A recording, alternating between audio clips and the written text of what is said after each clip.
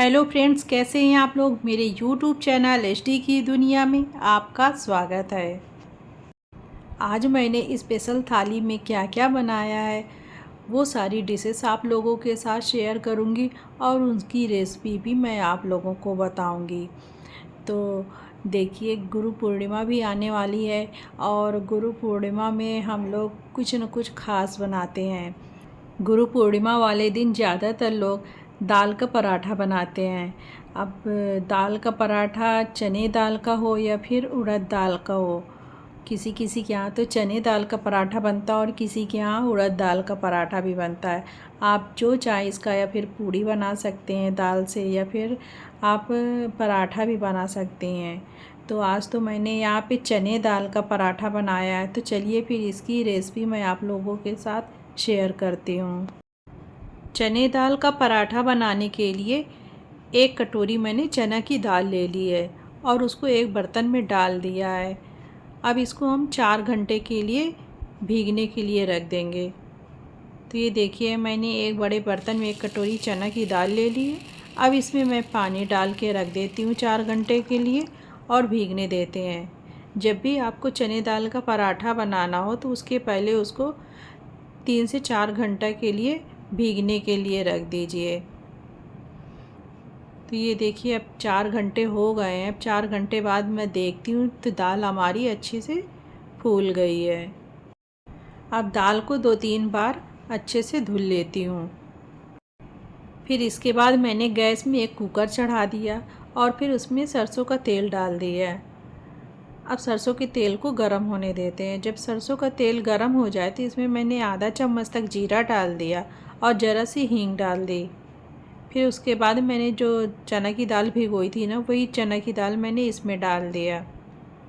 अब चलिए सबको अच्छे से भून लेते हैं।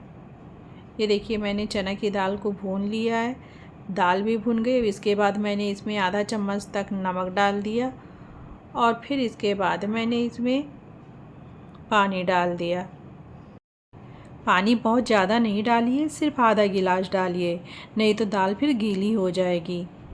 तो ये देखिए, पानी डालने के बाद मैंने चला दिया जिससे कि नमक पूरी दाल में अच्छे से मिक्स हो जाए। चलिए अब कुकर का ढक्कन बंद कर देते हैं और इसकी 2 से 3 सीटी ले लेते हैं। अब कुकर में सीटी आने दीजिए। अब इधर देखिए, मैं सब्ज़ी की तैयारी कर ले रही हूँ। तो ये देखिए, मैं आज अरबी की सब्ज़ी बनाने वाली हूँ। अरबी को मैंने अच्छे से धुल लिया है। देखिए, पूरी तरीके से साफ़ हो गई है और देखिए कितनी फ्रेश अरबी है। तो चलिए आज फिर इसकी सब्ज़ी बनाते हैं।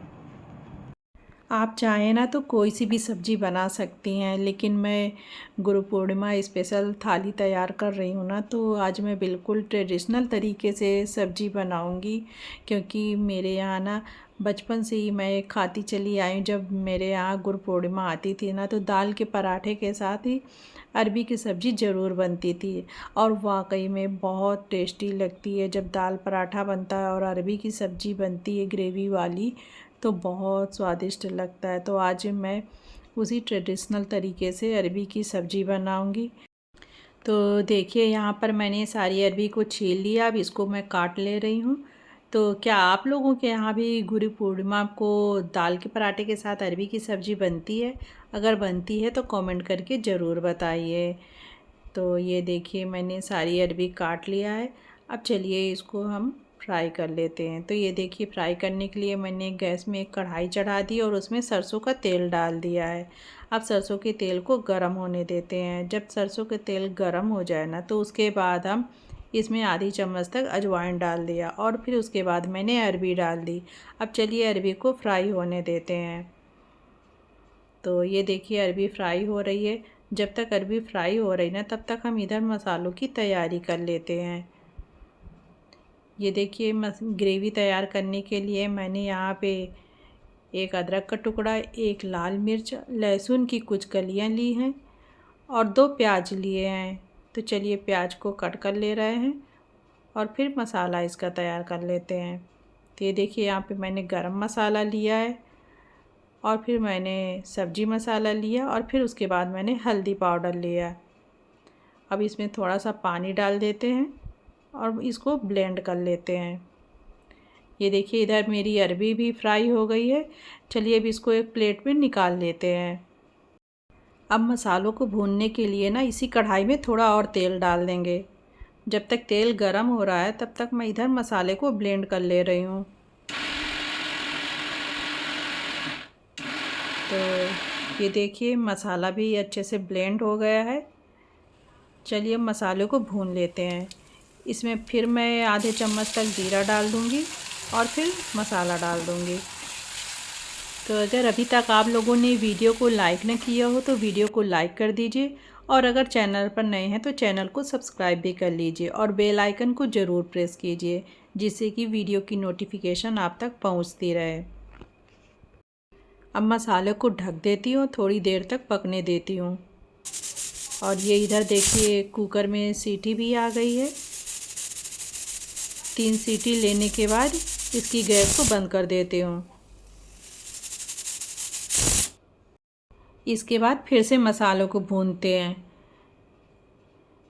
ये देखिए मसाला भी मेरा अच्छे से भुन गया है। जब मसाले से तेल अलग हो जाए ना तो समझिए मसाला पक गया अच्छे से। इसके बाद मैंने फिर इसमें काश्मीरी लाल मिर्च का पाउडर ऐड कर दिया है। इससे बहुत अच्छा कलर आएगा सब्ज़ी का।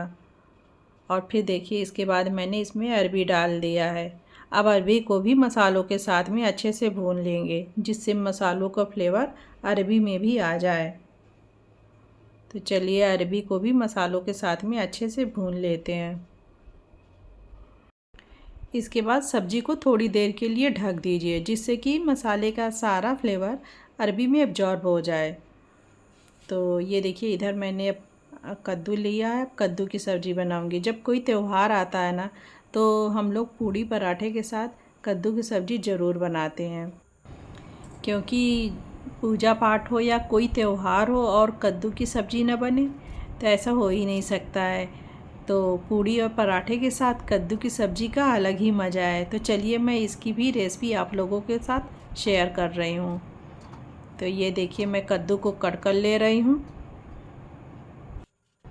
पता है सब्जियों को भी ना अलग अलग जगह पे अलग अलग नामों से बुलाया जाता है। अब जैसे कद्दू को ही देखिए, कद्दू को कहीं पे कुमड़ा बोला जाता है तो कहीं पे राम करेला बोला जाता है। ऐसे ही अरबी अरबी घुइयाँ कई नामों से बुलाया जाता है। अरे अरबी के नाम से मुझे तो याद आ गया कि इसे भी चेक करना है। तो देखिए हमारी अरबी की सब्ज़ी भी अच्छे से भुन गई है। अब चलिए इसके बाद हम इसमें पानी ऐड कर देते हैं। अब सब्ज़ी को चला देते हैं, जिससे कि अच्छे से मिक्स हो जाए पानी और मसाला। फिर इसके बाद देखिए मैंने इसमें नमक ऐड कर दिया। थोड़ी देर तक ढक देते हैं और पकने देते हैं। चलिए इधर बाकी बचा हुआ कद्दू उसको भी काट लेते हैं।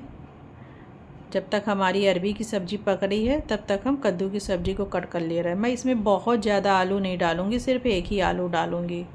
आप आलू की क्वांटिटी अपने हिसाब से कम ज़्यादा कर सकते हैं। तो देखिए मैंने सब्ज़ी कट कर ली है। अब चलिए एक बार अरबी की सब्ज़ी को चेक कर लेते हैं कि वो पकी है या नहीं।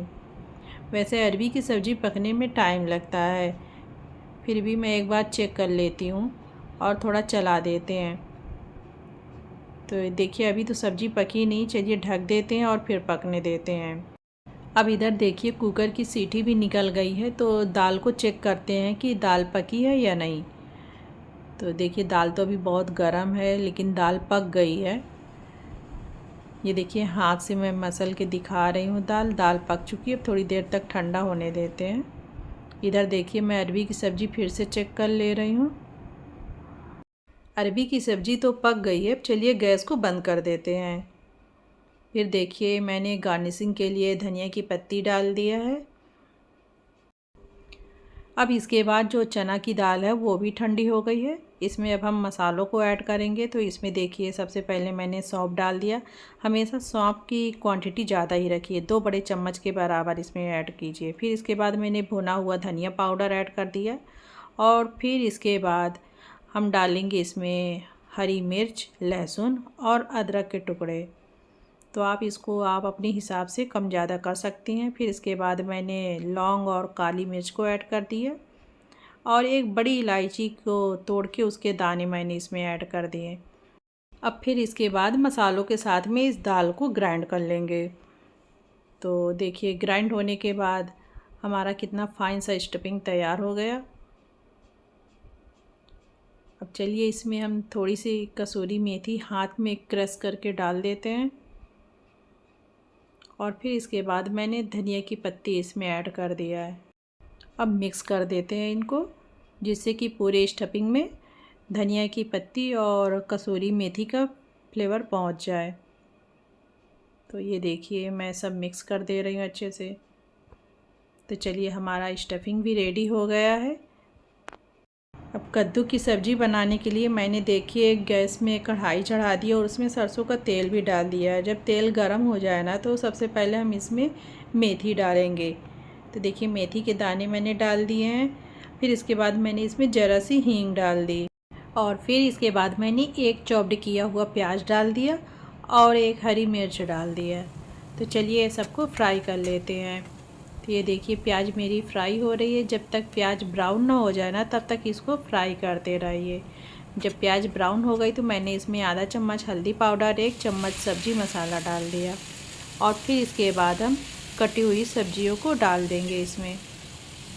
तो ये देखिए मैंने सब्ज़ी को भी इसमें डाल दिया। अब चलिए इन सबको अच्छे से मिक्स कर लेते हैं। फिर इसके बाद मैंने सब्ज़ी में 1 चम्मच तक नमक डाल दिया और 1 चम्मच तक धनिया पाउडर डाल दिया है और आधा चम्मच काश्मीरी लाल मिर्च पाउडर डाल दिया। चलिए फिर इन मसालों को अच्छे से मिक्स कर देते हैं।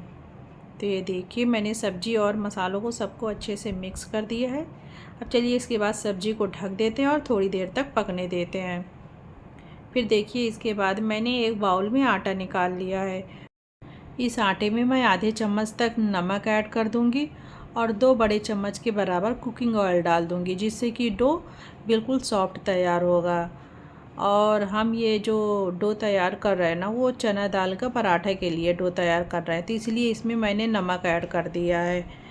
तो चलिए आटा को गूँथ ले रहे हैं। तो देखिए मैं आटा को गूँथ ले रही हूँ। उधर मेरी कद्दू की सब्ज़ी जब तक पक रही है तब तक मैं आटा को अच्छे से गूँथ ले रही हूँ और इसका डो तैयार कर देती हूँ। देखिए डो मेरा तैयार हो गया। अब इसको 5 मिनट के लिए रेस्ट के लिए रख देते हैं। अब इधर मैं सब्ज़ी चेक करती हूँ कि सब्ज़ी पकी है या नहीं। तो चलिए चेक कर लेते हैं। तो देखिए लगभग हमारी सब्ज़ी तो पक गई है। जब हमारी सब्ज़ी पक जाए ना तो इसके बाद हम सब्ज़ी को खट्टी करने के लिए अमचूर का पाउडर डाल देंगे। चलिए मिक्स कर देते हैं। हमें अमचूर का पाउडर शुरुआत में नहीं डालना है, लास्ट में ही डालना है, नहीं तो खटास पाके फिर सब्ज़ी पकेगी नहीं। तो जब हमारी सब्ज़ी पूरी तरह अच्छे से पक जाए और हमको सब्ज़ी को भूनना हो तब उसी टाइम हम अमचूर का पाउडर डाल देंगे। तो ये देखिए मेरी सब्ज़ी भी रेडी हो गई है। देखिए कद्दू की सब्ज़ी कितनी अच्छी बनी है। तो देखिए मेरी दोनों सब्ज़ी बन गई हैं। अब चलिए मैं दाल का पराठा बनाती हूँ।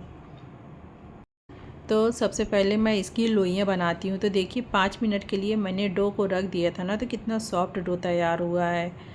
तो चलिए इसकी लोइयाँ बना के इसकी स्टफिंग कर लेते हैं और इसको अच्छे से बंद कर देते हैं। इसी तरीके दूसरे में भी स्टफिंग कर लेते हैं और इसको भी अच्छे से बंद कर देते हैं, जिससे कि इसका मटेरियल अंदर का निकले नहीं। अब चलिए बेल लेते हैं।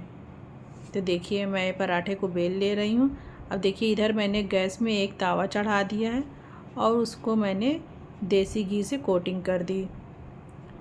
अब देखिए इसके बाद मैंने इसमें पराठा डाल दिया। आप जिसमें से भी चाहें आप पराठे को सेक सकते हैं। आपको देसी घी से सेकना हो, सरसों को तेल से सेकना हो, जो आप तेल खाते हो आप उसी तेल से पराठे को सेक लीजिए। ये दाल भरे पराठे को ना तो हमारी यूपी साइड में बिरहई बोलते हैं। आप लोगों के साइड में क्या बोलते हैं कमेंट करके ज़रूर बताइए। मैंने आटा गूँथते समय नमक और कुकिंग ऑयल डाला था ना, इससे बहुत अच्छा टेस्ट आने वाला है। इससे पराठे सॉफ्ट भी बनते हैं और टेस्टी भी बनते हैं। अब मेरे पराठे भी सेक गए, मेरा पूरा खाना बन गया है। चलिए अब थाली में सर्व करते हैं। तो ये देखिए मैंने थाली भी सर्व कर दी है। दाल के पराठे के साथ कद्दू की सब्ज़ी और अरबी की सब्ज़ी का टेस्ट बहुत अच्छा लगता है। तो इस बार के गुरु पूर्णिमा में आप लोग ज़रूर ट्राई कीजिए। और देखिए साथ में मैंने आम रख दिया है, क्योंकि आम का सीज़न हो और थाली में आम ना हो तो अच्छा नहीं लगता है। तो बताइए कैसी लगी रेसिपी आपको, कमेंट करके ज़रूर बताइए। और अगर वीडियो अच्छी लगी हो तो वीडियो को लाइक और शेयर कीजिए और चैनल को सब्सक्राइब कीजिए। तो यहीं पे मैं वीडियो को एंड करती हूँ और फिर मिलते हैं एक नई वीडियो में।